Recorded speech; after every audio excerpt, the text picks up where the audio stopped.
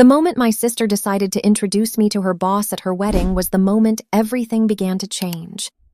I remember the crystal lights above the ballroom, the soft music drifting through the crowd, and the quiet clink of champagne glasses as hundreds of guests celebrated what was supposed to be the most perfect night of Gabrielle Foster's life.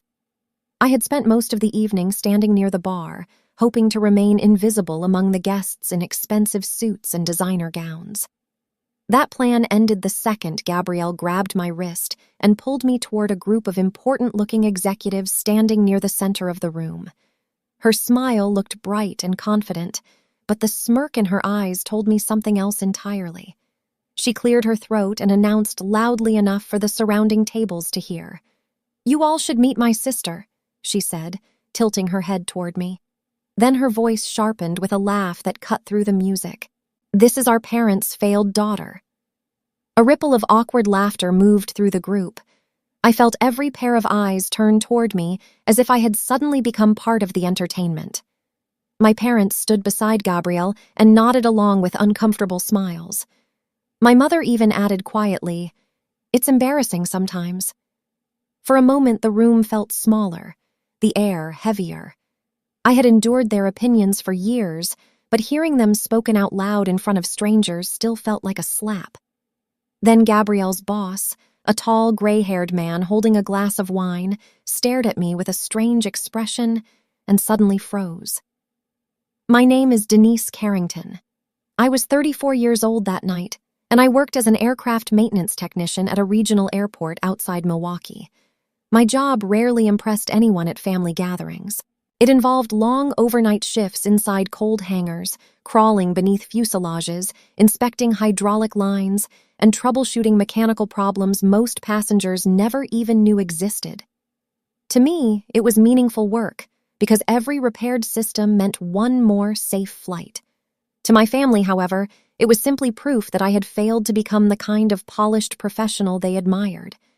Gabrielle, on the other hand, represented everything my parents valued.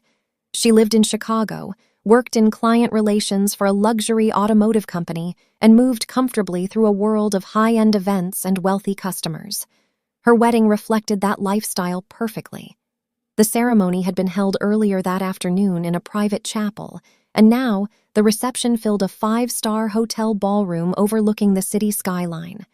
Corporate executives, investors, and business partners mingled across the marble floor while waiters carried trays of champagne between the tables. I had debated for weeks whether to attend at all, but skipping my sister's wedding would have created another argument my parents would never forget. So I drove down from Milwaukee that morning, wearing the only formal dress I owned and promising myself I would stay quiet and leave early. For most of the evening, that plan worked. I kept to the edges of the room, speaking politely when relatives approached and avoiding Gabrielle's circle of high-profile guests. Then the unexpected happened. As Gabrielle introduced me with that mocking smile, the man she had been speaking to lowered his glass slowly and continued studying my face. His reaction was not the polite confusion I expected from someone hearing an awkward family joke. Instead, it looked more like recognition. The man leaned forward slightly, as if confirming a memory he could not quite place. "Wait," he said quietly, his voice suddenly serious. "Your name is Denise Carrington?" The room grew strangely silent around us as I nodded, unsure where this conversation was going. The man's eyes widened with realization. "You're the technician who inspected my jet this morning in Milwaukee," he said, almost in disbelief. "You're the one who caught the hydraulic failure before we took off." For the first time that evening, Gabrielle's confident smile disappeared. The ballroom had been full of conversation only seconds earlier, but after Richard Halverson spoke my name, the noise seemed to drain from the room. Gabrielle was still holding my wrist, though her grip had loosened as if she suddenly wasn't sure what to do with me. The executives around us exchanged confused looks while the orchestra continued playing softly near the stage. Richard set his wine glass on a nearby table and studied my face again, this time with unmistakable recognition. "Yes," I said carefully. "I inspected a private jet early this morning before my shift ended." Richard nodded slowly, almost relieved. "I thought so," he said. My plane landed in Milwaukee around dawn. During the pre-flight check, your team delayed the departure because of a hydraulic system issue. His voice grew louder as more guests leaned closer to hear. You were the one who insisted the aircraft stay grounded until the problem was fixed. The memory returned immediately. My shift had begun the previous evening like any other. The airport hangar had been quiet except for the sound of tools echoing against the concrete floor. Shortly before sunrise, a Gulfstream jet scheduled to fly to Chicago had rolled into the inspection bay for a routine maintenance check. At first, nothing seemed unusual, but while reviewing the hydraulic pressure readings, I noticed a slight fluctuation that shouldn't have been there. Most people would never notice something that small. To passengers, it meant nothing more than numbers on a screen. But hydraulic systems control critical functions on an aircraft, including landing gear and braking mechanisms.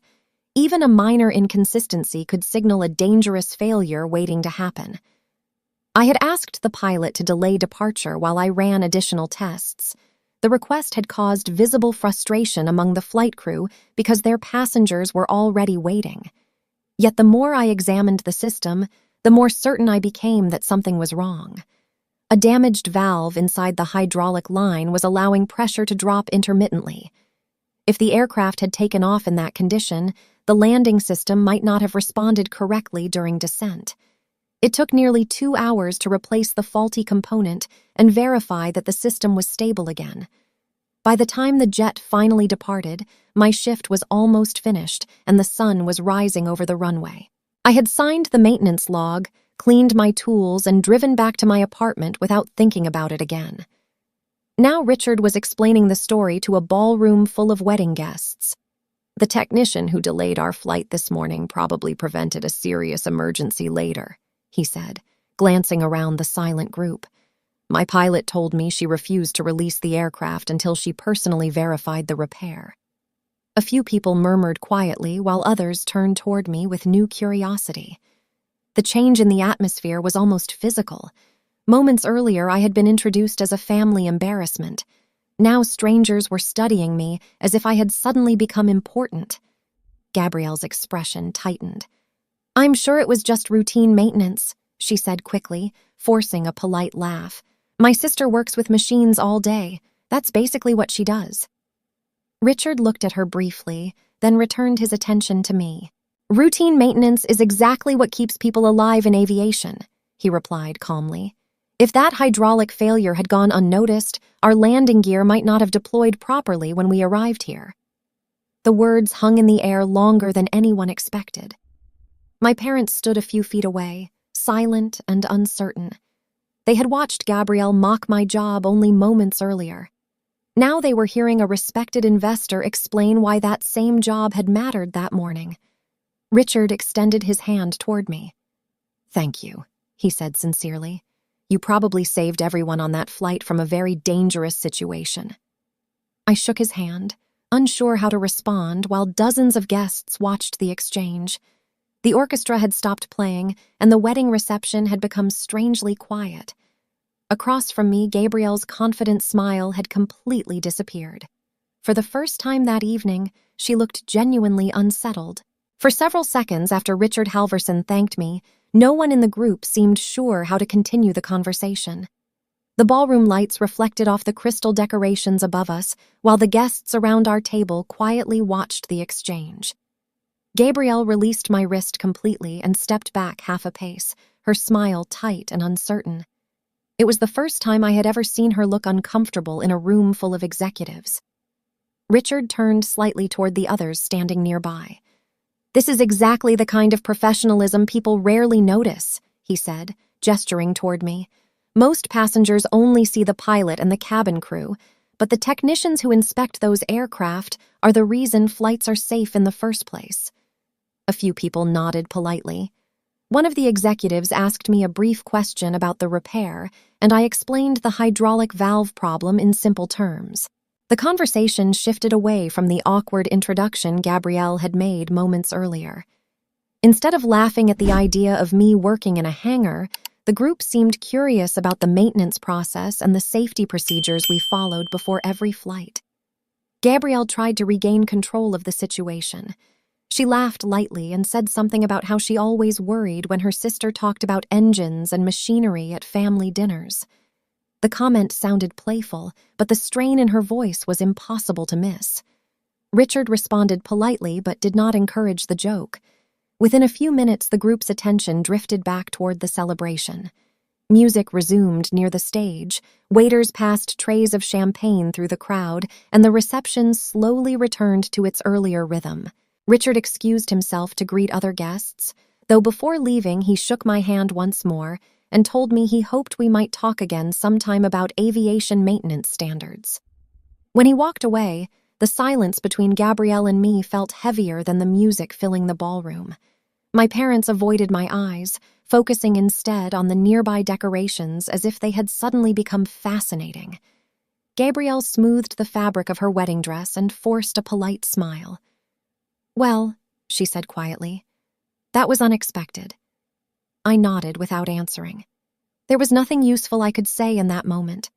For years, my family had treated my job as something embarrassing. Now the same work had become the reason an important guest had publicly thanked me in the middle of Gabrielle's wedding reception. After a few seconds, Gabrielle turned back toward the other guests and quickly moved into another conversation, leaving me standing beside the table. I returned to the bar where I had been earlier and ordered a glass of water, hoping to disappear again into the background of the party. But the rest of the evening felt different. A few guests approached me to ask about aircraft maintenance or to comment on Richard's story. Their curiosity was polite rather than intrusive, yet every conversation reminded me that the narrative Gabrielle had tried to create earlier no longer held the same power. When the reception finally began winding down, I slipped out of the ballroom and walked through the quiet hotel lobby toward the parking garage.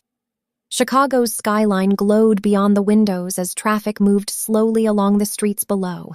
The cool night air outside felt refreshing after the crowded ballroom. The drive back to Milwaukee took nearly 2 hours. Most of the highway was empty, and the steady rhythm of the road allowed my mind to settle.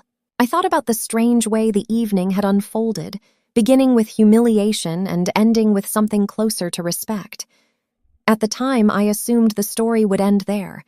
Gabrielle would return to her polished corporate life in Chicago, and I would continue my night shifts inspecting aircraft in the Milwaukee hangar. Our worlds had always moved in separate directions, intersecting only during family gatherings that rarely lasted more than a few uncomfortable hours. What I did not realize during that quiet drive home was that the moment in the wedding ballroom had started a chain of events that would eventually change both of our lives in ways none of us expected. 3 days after the wedding, I was finishing a routine inspection when my phone rang inside the maintenance office at the Milwaukee airport. The early afternoon sunlight was coming through the narrow window beside my desk, reflecting across stacks of maintenance logs and inspection checklists. I almost ignored the call because I assumed it was another scheduling request from the operations team. When I saw the unfamiliar Chicago number on the screen, I hesitated before answering. "Denise Carrington speaking," I said. The voice on the other end was calm and immediately recognizable. "This is Richard Halverson," he said. "We met at your sister's wedding a few nights ago." For a moment, I was silent, surprised that he had actually followed through on what sounded like a polite comment during the reception. "Yes, of course," I replied. "How can I help you?" Richard explained that after returning from Chicago, he had spoken again with the flight crew about the hydraulic problem discovered during the pre-flight inspection. The pilot had confirmed that the aircraft's landing system might have failed during arrival if the damaged valve had not been replaced before departure. That detail, Richard said, had made him curious about the maintenance process that had caught the issue. "I manage an investment group that specializes in aviation infrastructure," he continued.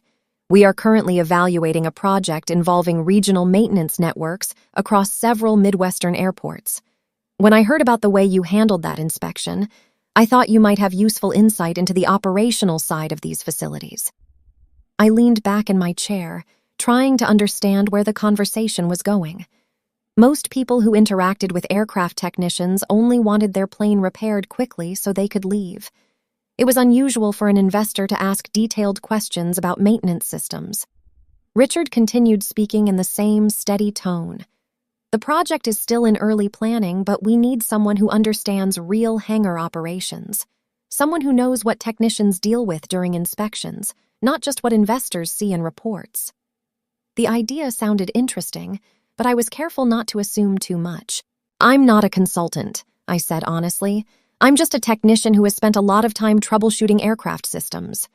That's exactly why I'm calling, Richard replied. Consultants often describe procedures they have never personally performed. You actually work inside those environments. He asked if I would be willing to meet briefly to discuss the project. Since he was already traveling through Wisconsin later that week, he suggested visiting the airport so he could see the maintenance operation for himself. After checking my schedule, I agreed to meet him during the afternoon shift 2 days later. When the call ended, I sat quietly for a moment, listening to the distant sound of a jet engine starting outside the hangar. The request felt unexpected, but not entirely unrealistic. After years of working on aircraft systems, I understood how maintenance procedures functioned under real conditions rather than theoretical models. 2 days later, Richard arrived at the airport in a dark sedan and walked through the hangar with the calm curiosity of someone studying a complex machine. I showed him the inspection bay, the diagnostic equipment we use to monitor hydraulic pressure, and the maintenance logs that tracked every repair performed on each aircraft. He listened carefully as I explained how small mechanical inconsistencies could signal larger failures if technicians ignored them. We discussed the shortage of skilled maintenance staff at smaller regional airports and the challenges of maintaining consistent safety standards across different facilities. Richard took notes occasionally, but spent most of the visit observing how the technicians worked around the aircraft in the hangar. After nearly an hour, he thanked the team for allowing him to watch the inspection process. Before leaving, he turned back to me. "Your experience confirms something I suspected," he said. "If this maintenance network project moves forward, we will need someone like you helping shape the operational guidelines." I did not answer immediately. The idea of influencing aviation maintenance standards across multiple airports sounded far removed from the quiet routine of my usual shifts. But as Richard walked toward the exit of the hangar, I realized that the unexpected conversation at my sister's wedding had quietly opened a door I had never imagined before. Over the next few weeks, my routine slowly began to change in ways I had not expected. My shifts at the Milwaukee airport continued as usual, but now they were occasionally interrupted by phone calls and emails from Richard Halverson's team. At first, the questions were simple. They wanted clarification about inspection procedures, equipment standards, and the challenges smaller maintenance facilities faced when servicing private jets and regional aircraft. Most of the conversations happened during my off hours. I would finish a night shift, drive home while the sky over Lake Michigan slowly brightened, and then join a video call with engineers and analysts discussing aviation service infrastructure.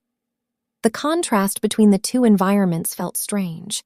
Only hours earlier, I would have been standing beneath an aircraft wing holding a flashlight while checking hydraulic lines. Now, I was sitting in front of a laptop, explaining how those same systems failed in real working conditions. Richard's project was beginning to take shape as a network of maintenance hubs across several Midwestern airports. The idea was to create standardized service facilities that could support private aviation companies and regional charter fleets without forcing aircraft to fly long distances for technical inspections.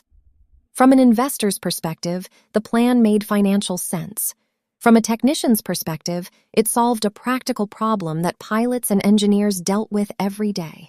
While that project moved forward, something else was quietly unfolding inside the luxury automotive company where Gabrielle worked. Richard never mentioned the details during our early conversations, but eventually he explained that his investment group had been reviewing several potential business partnerships with the company.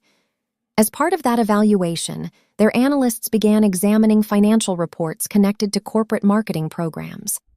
At first, the review seemed routine.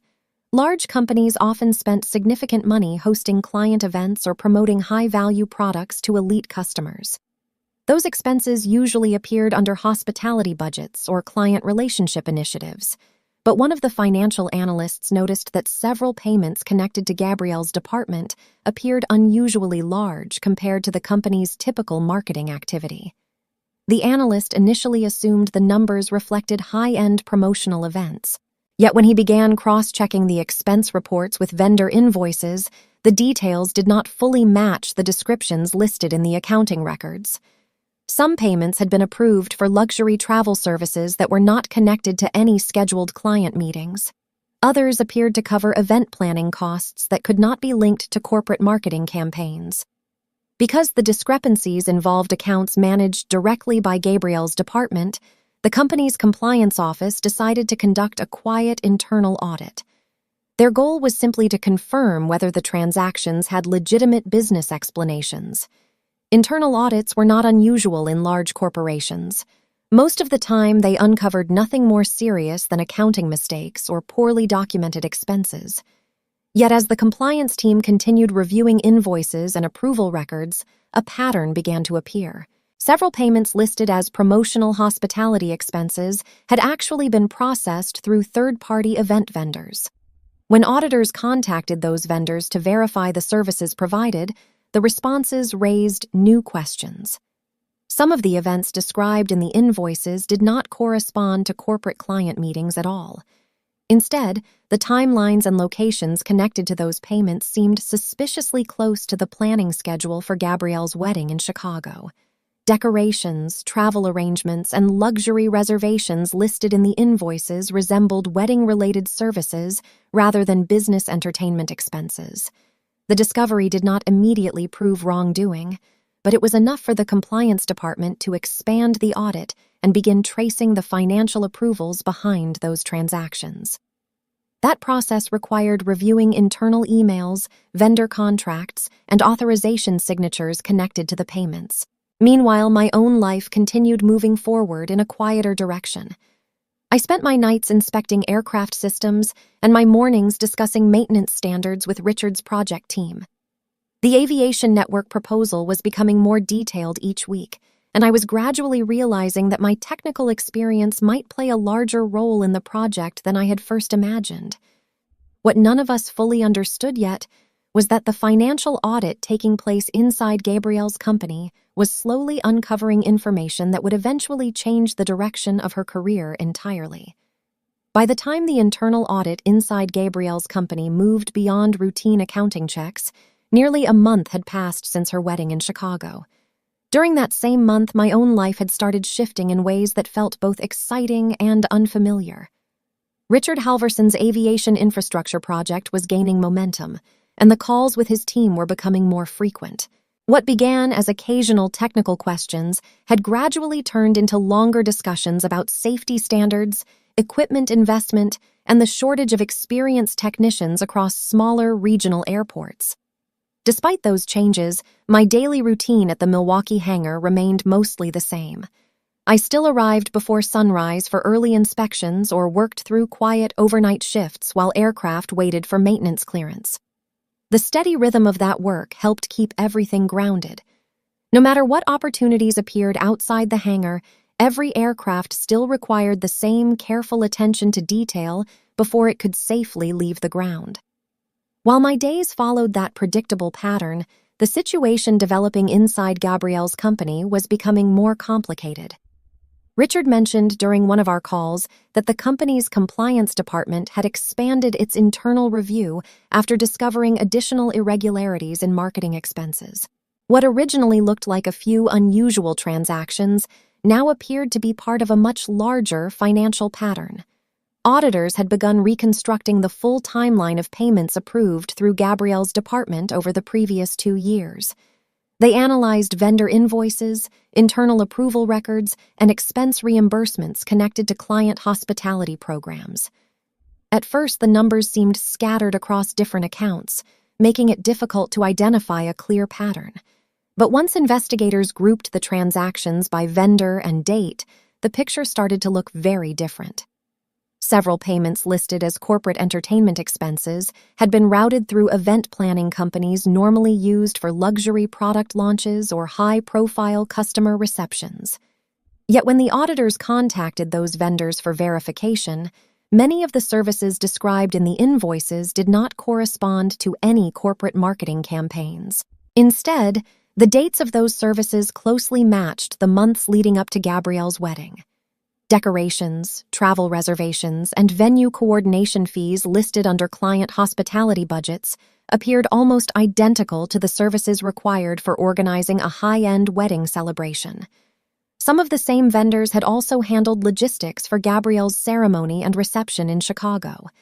That discovery forced the compliance team to dig deeper into the internal approval process. Every large payment required authorization from a department manager before accounting could release the funds. When auditors traced those approvals back through the company's internal system, they found that many of the transactions had been authorized directly by Gabrielle herself. In several cases, the documentation included internal emails where Gabrielle assured accounting staff that the expenses were related to confidential promotional events for important clients. Because her position involved managing high-value relationships with luxury customers, those explanations had rarely been questioned. But once the investigators compared the emails with vendor confirmations, the explanations no longer aligned with the evidence. What appeared in the accounting system as corporate hospitality events seemed far more connected to personal purchases, luxury travel, and services associated with planning her wedding. As the review continued, the estimated amount of questionable spending began to grow. What had first appeared as isolated accounting discrepancies now totaled more than $100,000 in expenses spread across multiple fiscal quarters. That scale forced the company's legal advisors to become involved in the investigation. Richard explained that once legal counsel entered the process, the situation changed significantly. The company could no longer treat the matter as a simple accounting correction. If the evidence confirmed that company funds had been intentionally redirected for personal use, the issue would move into the territory of financial misconduct. While all of this unfolded quietly inside corporate offices in Chicago, I remained mostly unaware of the full implications. My focus stayed on the aviation project and the aircraft inspections that filled most of my working hours. I assumed the audit would eventually resolve itself the way many internal reviews did, with policy adjustments or minor disciplinary action. What I did not realize at the time was that the investigation was approaching a point where the company would have no choice but to confront Gabrielle directly with the evidence they had gathered.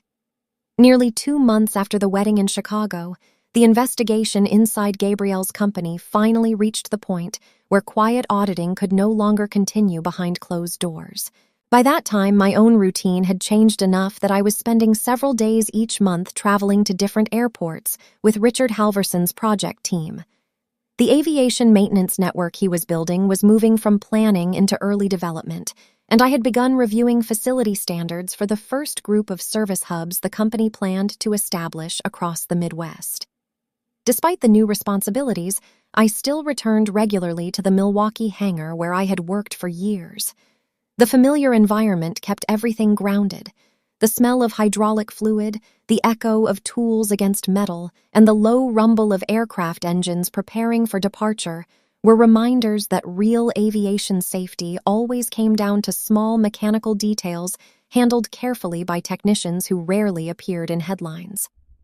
One afternoon, while I was reviewing a set of maintenance logs inside the office, my phone vibrated on the desk. The message came from Richard. He asked if I had time for a brief call. When I stepped outside the hangar to answer, the wind carried the distant sound of a taxiing aircraft across the runway.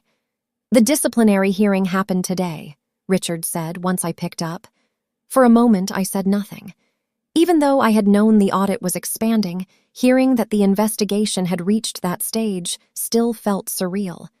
"What happened?" I asked. Richard explained that Gabrielle had been called into a formal review meeting with senior executives from the company's compliance division, financial auditors, and legal advisors.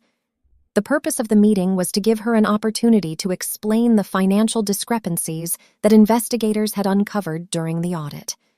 According to Richard, Gabrielle initially approached the meeting with the same confidence she had always shown during business events. She argued that the expenses under investigation were legitimate marketing investments used to maintain relationships with high-value clients. Luxury travel, exclusive dinners, and elaborate events were common strategies for companies competing for wealthy customers, she said. At first, the explanation sounded plausible, but the investigators had spent weeks preparing their documentation. One by one, they presented invoices, vendor confirmations, and internal emails that contradicted Gabrielle's claims. Several event planning companies confirmed that the services listed in their invoices had not been connected to corporate client events.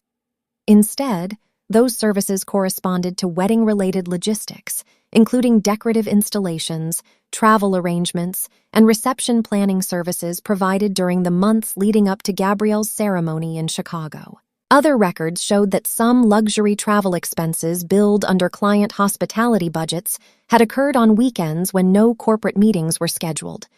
Those trips, according to the investigators, appeared to match personal travel dates rather than business events. As the evidence accumulated, Gabrielle reportedly attempted to adjust her explanation.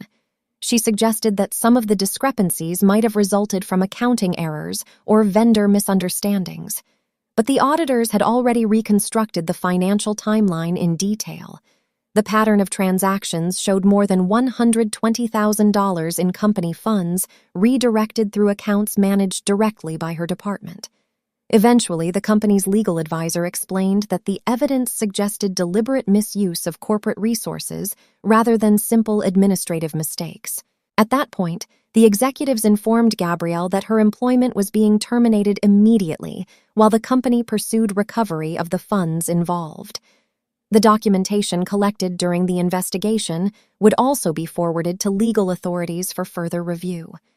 When Richard finished describing the outcome, I stood quietly near the hangar door watching a small jet lift off from the runway. The aircraft climbed slowly into the pale afternoon sky, its engines fading into the distance.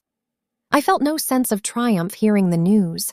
For years, my family had compared Gabrielle's polished corporate career with my job in aviation maintenance, as if the two represented success and failure.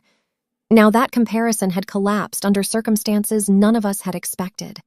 What struck me most was how quietly the outcome had unfolded.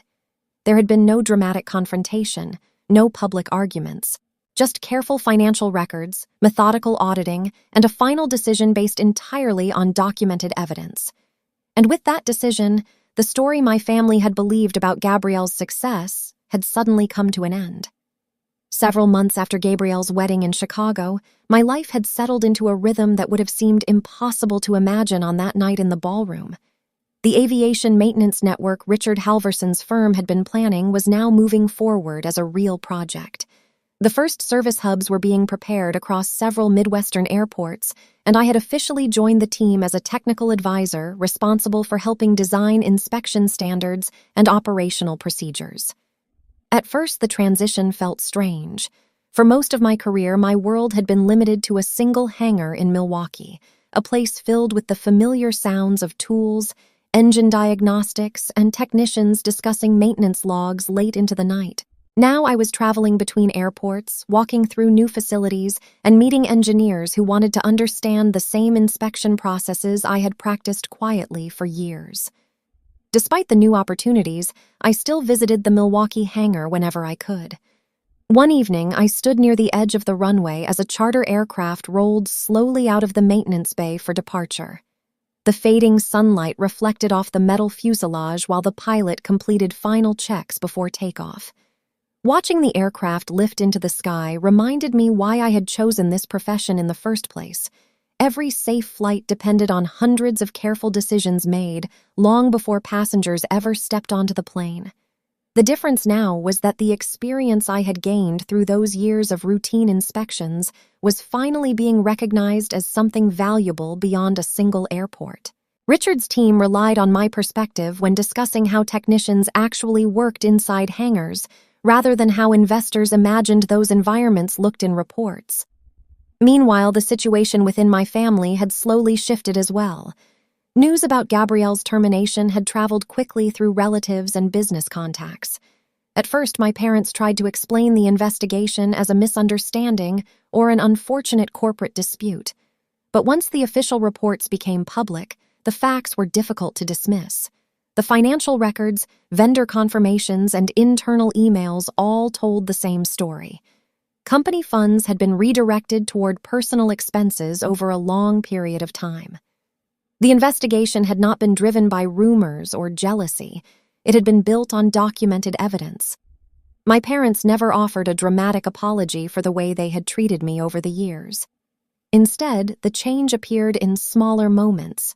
When we spoke on the phone, my father began asking about the aviation project I was working on. My mother asked questions about the aircraft inspections I used to perform at the airport. The curiosity in their voices felt cautious, as if they were slowly reconsidering the assumptions they had held about success for most of their lives. As for Gabrielle, our contact remained limited.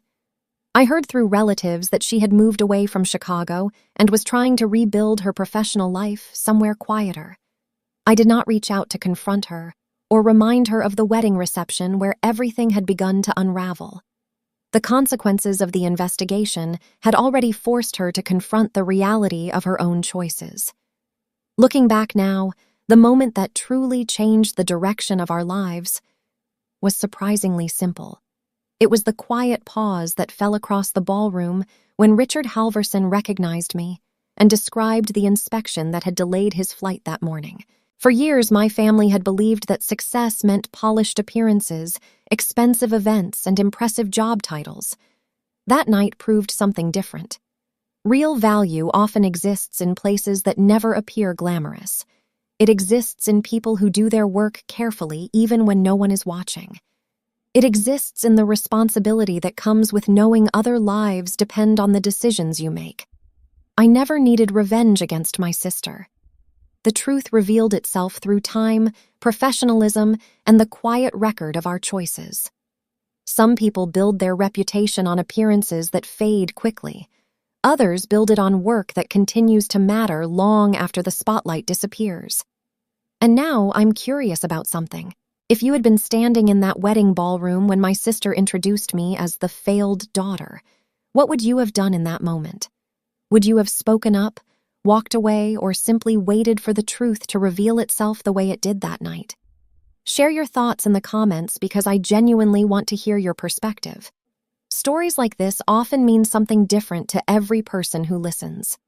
If you enjoyed this story and want to hear more real-life-inspired dramas about family conflict, hidden strength, and the quiet ways justice sometimes unfolds, consider staying with the channel and subscribing. Your support helps more people discover these stories and share their own experiences in the comments. Thank you for listening all the way to the end. And if you believe that integrity and patience eventually speak louder than humiliation, then you already understand the lesson this story was meant to tell. This narrative is dramatized for storytelling impact.